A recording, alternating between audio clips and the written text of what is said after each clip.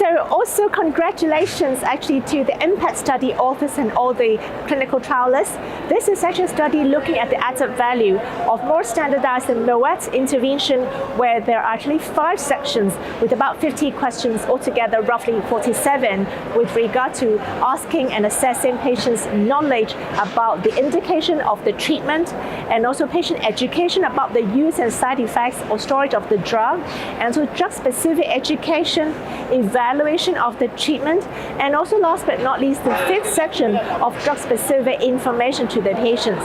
This is compared to conventional local clinical practice, just local coaching in the normal clinical practice, because there has been data showing that if there's standardized patient education, there will be added value in terms of clinical benefits and also better qualities of life. And actually in this study, because of the relatively short follow-up time, there is apparently no clinically significant difference in terms of the progression-free survival, but there seems to be an added value of 87% of progression-free survival compared to 81% in the control arm. But this is still relative because we still need longer follow-up time. Yet the persistent rate in terms of whether patients are still put on the drug at 24 weeks actually are higher compared to the conventional arm.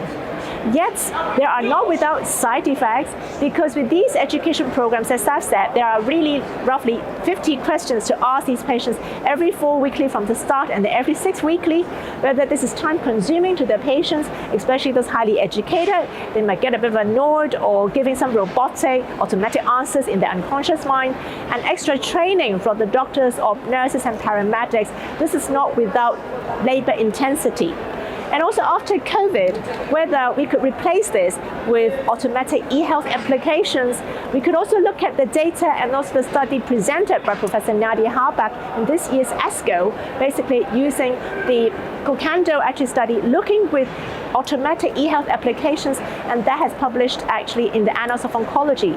And for that study, the PRECYCLE study led by Professor Nadia Harbach, it could also reduce the rate of deterioration to qualities of life, as well as less likelihood to develop serious adverse events.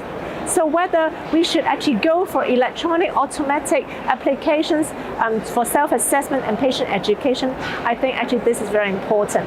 So altogether, the 2 abstracts that we've just discussed and also just presented by the authors, actually looking at both patient factor by enhancing patient education, as well as the disease factor, like the abstract by Dr. Sarah Hervis, looking at the particular group of HER2-positive metastatic breast cancer brain mets disease.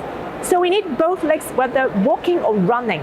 We need better understanding of both the disease status and also better understanding of patient and family members as well, to deliver holistic care to our breast cancer patients.